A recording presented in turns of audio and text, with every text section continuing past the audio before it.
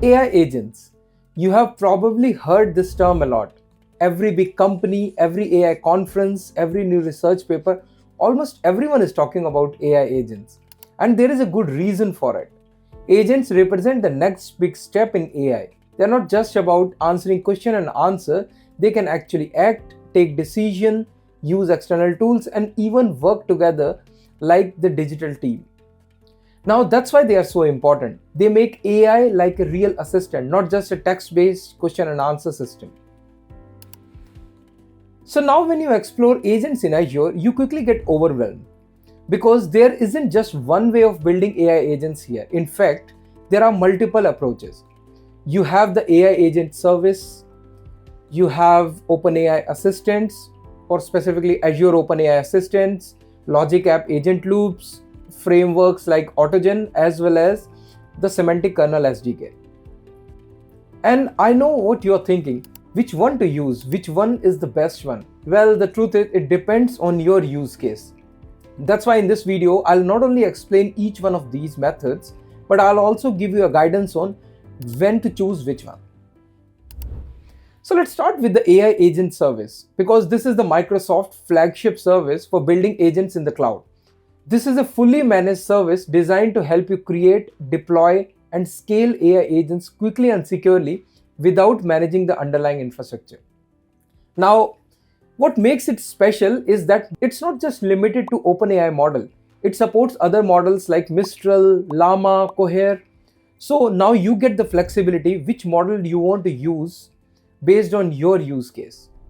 This service also integrates beautifully with the enterprise data sources. For example, you can connect to the Azure AI Search, SharePoint, Microsoft Fabric, or even the blob storage. So the agent isn't just smart, it can also be connected to the organizational data. Another key highlight is that the integration with the different tools. AI Agent Service connects with the Logic App connectors. So now you can connect with the Dynamics, SAP, ServiceNow, Outlook, Twitter, you name it and you have it, because Logic App has almost 1400 connectors. And if you need more customization, you can bring your own APIs here. So it has support of OpenAPI 3.0, as well as it has the code interpreter tool also, so you can use your Python code itself. And because it's running in Azure, you get the enterprise ready security, monitoring and governance, everything. So if you are a large organization, you need reliability, scalability and compliance, then Azure AI Agent Service is the best choice for you.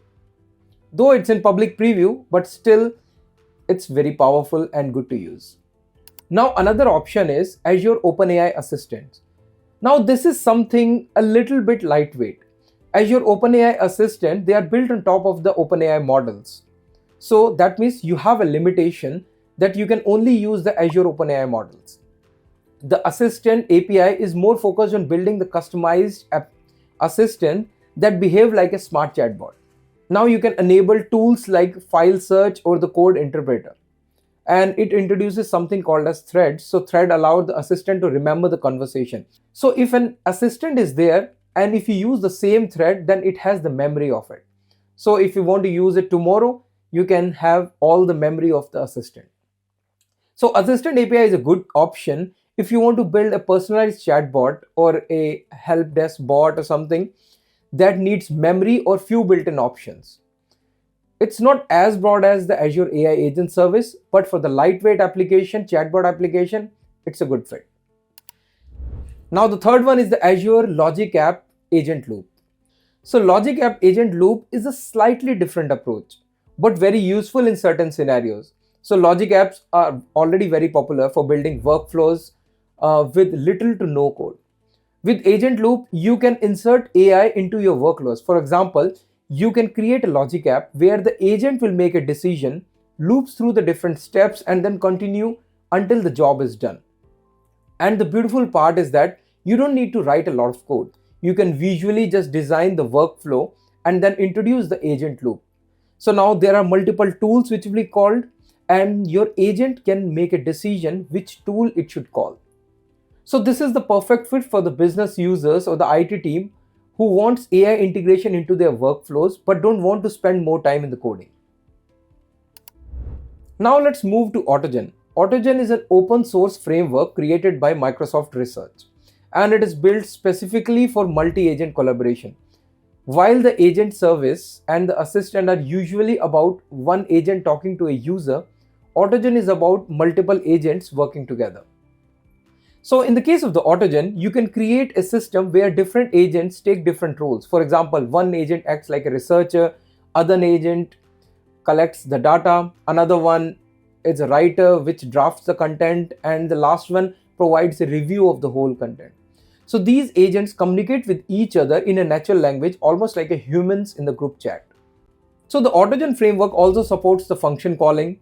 So now they can collaborate with the different agents. They can even use the API and they can call the external service. So that means you can deploy AutoGen inside the Azure AI Agent Service to combine the collaboration with the enterprise feature. Or you can run it using the model directly where it will create its own agent. So this makes AutoGen a fantastic choice if you have orchestration and multi-agent collaboration. Now the last one is the Semantic Kernel, also called as Semantic Kernel SDK. So Semantic Kernel is a Microsoft open source SDK for building the AI powered application. So at its core, it gives developers a toolkit that connects the large language models with memory, skills, orchestration. That means your agent can now do more than just generate text. It can call the APIs, fetch information, run code, interact with external systems. Originally, Semantic Kernel was focused on building the single agent with the plugins as well as the memory, but now it also supports the multi-agent orchestration. You can design your workflows where several agents can work together using structured orchestration pattern such as group chat or role-based or coordination. The difference is that Semantic Kernel gives you more developer control. You can write your orchestration logic in .NET, Python, Java, and you can decide how agents or the skills are triggered.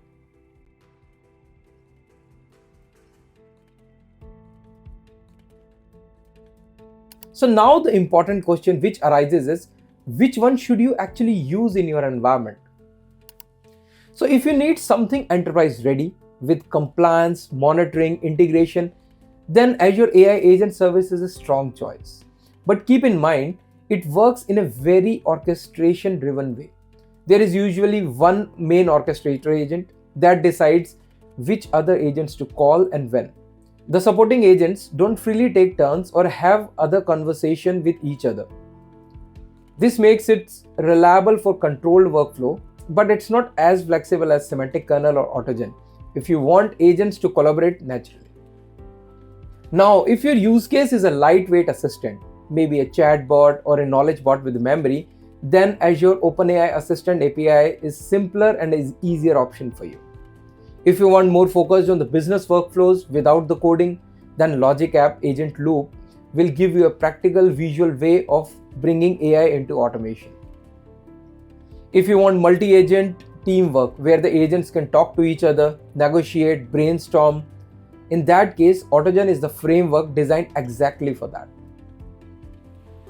And lastly, if you are a developer who wants both single agent or the multi-agent flexibility with full control over the plugin, memory, orchestration logic, in that case, Semantic Kernel is the most powerful toolkit. It lets you decide exactly how agents interact, how can give you more freedom than only the orchestration way of models.